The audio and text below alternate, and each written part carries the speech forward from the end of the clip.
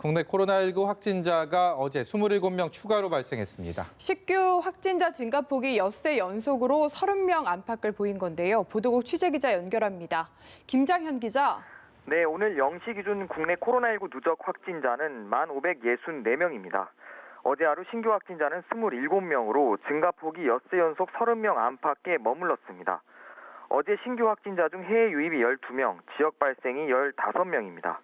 해외 유입 확진자 중 미주 지역에서 유입된 사람이 9명으로 가장 많았습니다. 방역당국은 최근 2주간 확진자 가운데 해외 유입이 절반을 넘은 만큼 자가격리 지침 준수를 거듭 당부했습니다. 지역별로는 신규 확진자 11명이 수도권에서 나왔습니다.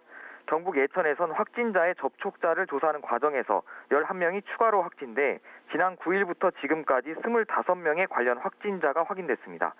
국내 완치자는 모두 7,534명으로 87명 늘었고 완치율은 71.3%로 높아졌습니다.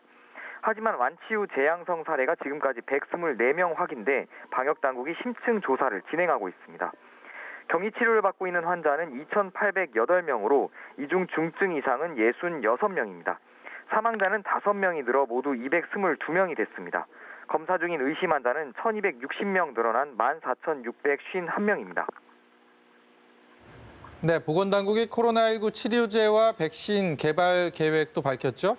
네, 중앙재난안전대책본부는 오늘 오전 브리핑에서 백신과 치료제의 조기 개발을 위해 범정부적인 지원에 나선다고 밝혔습니다.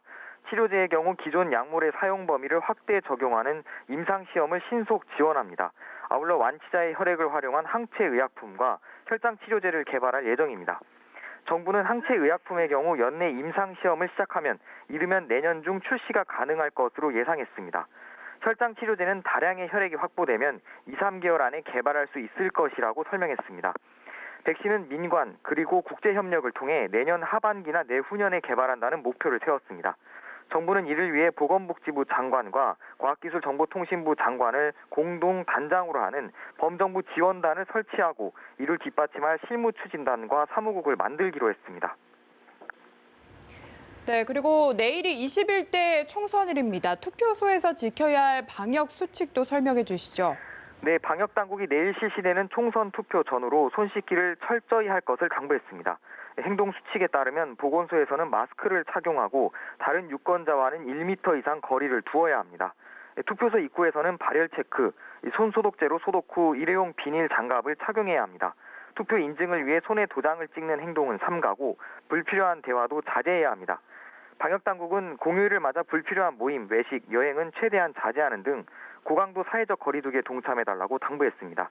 지금까지 보도국에서 전해드렸습니다.